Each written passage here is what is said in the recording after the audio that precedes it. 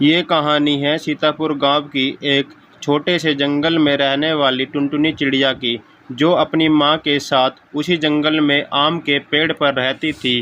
टुनटुनी चंचल थी, लेकिन वो चीज़ों को जल्दी समझ नहीं पाती थी।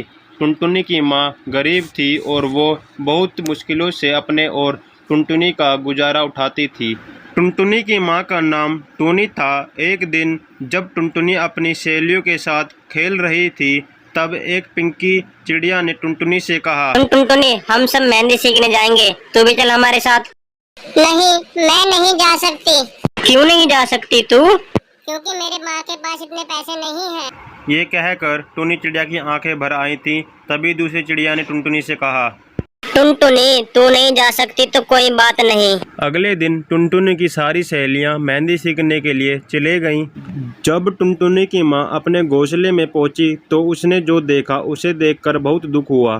टूनी चिड़िया टुनटुनी को रोता देखकर घबरा जाती है और उससे पूछती है, क्या हुआ टुनटुनी?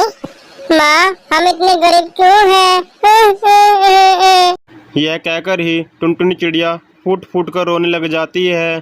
फिर उसकी माँ पर भी नहीं रहा जाता, वो भी रोने लग जाती है उसको गले लगाकर। यह सब हरी तोता दूर बैठकर देखता है। फिर हरी तोता टूनी चिड़िया के पास आता है और बोलता है, क्या हुआ बहन, तुम क्यों रोती हो? टुनटुनी मेहंदी सीखना चाहती है, पर मेरे पास इतने पैसे नहीं है कि मैं उसको मेहंदी सिखाऊं। रो मत बहन, तुम्हारी बेटी टुनटुनी को मैं मेहंदी लगाना सिखा दूंगा और तुम्हें पैसे भी नहीं देने होंगे। सच तोता भैया, आप सिखाओगे? हरी तोते ने सिर हिलाकर हाँ किया। टूनी चिड़िया ने टुनटुनी चिड़िया से कहा, सुन टुनटुनी, तू मेहंदी लगाना सीखना चाहती है ना? हाँ माँ। कल से हरी तोता तुझे मेहंदी लगाना सिखाएंगे, तो उनके घर पर चली जाना। टूनी चिड़िया बहुत खुश होती है। अगले दिन से हरी तोता ने टूनी चिड़िया को मेहंदी लगाना सिखा दिया और उसको कठिन कठिन डिज़ाइन भी बहुत आसानी से सिखा दिया और वो थोड़े दिन बाद मेहंदी लगाने में निपुण हो गई। दूसरी ओर उसकी सहेलियाँ भी मेहंदी लगाना सीख जाती हैं, परंतु उनमें से सुंदरी नाम की एक उनकी सहेली वो कहती है कि तुम सबसे अच्छी मेहंदी लगानी मुझको आती है, तुम्हें तो कुछ भी नहीं आती। ये कहकर सुंदरी चिड़िया उड़ जाती है। इधर टुनटुनी ने दूसरी चिड़ियाओं को मेहंदी लगाना शुरू कर दिया।